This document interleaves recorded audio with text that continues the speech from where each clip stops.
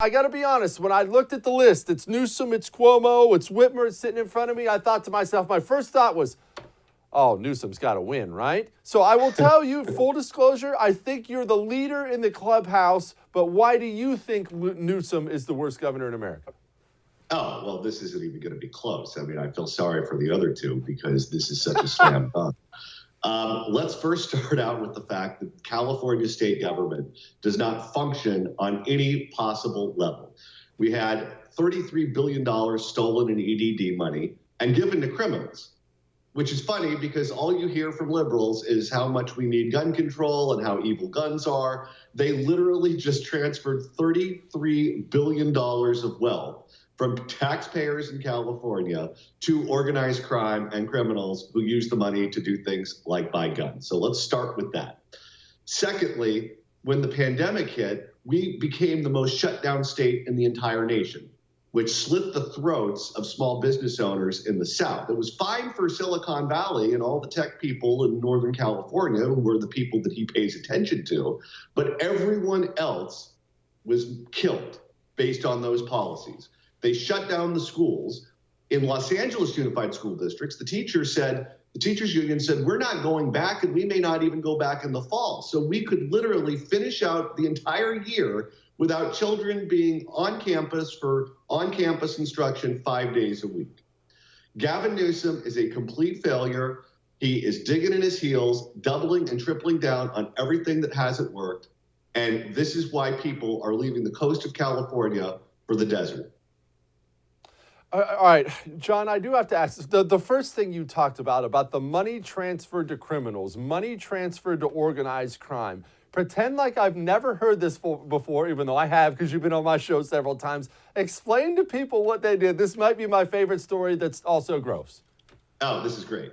So EDD is the money that we give people for unemployment insurance based on the people being put out of work because of the pandemic. So everyone gets a check. And the checks that we're giving in California are more than many people make in their usual salary. So no one's working. So you go down to the extent that the economy is open, everyone's got a help wanted sign. No one can get anyone to work. But because the state of California is so dysfunctional, they just mail checks to whoever asks for one. So we're sending checks to people like Scott Peterson on death row. I forget the number of billions of dollars that were sent to people actually still in state prison. My dad has a mailbox that doesn't lock, and he literally got 50 EDD checks sent to him because he's typically at work during the day. So they knew he wouldn't be there. 50 checks, all with Asian names. My dad is an old white guy, and he looked at his mailbox. He said, "What is this?" Clearly, they were having them delivered to his house on a regular basis and then just stealing them out of the mail. And Gavin Newsom has zero ability to stop this, and he continues to mail the checks.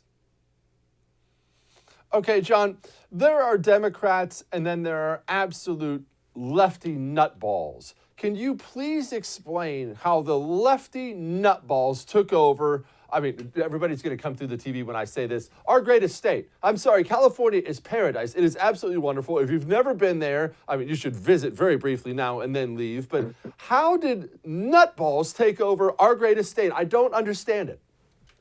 Well, it's a couple of things. One, the end of the Cold War killed us. The area I'm from was essentially a military town.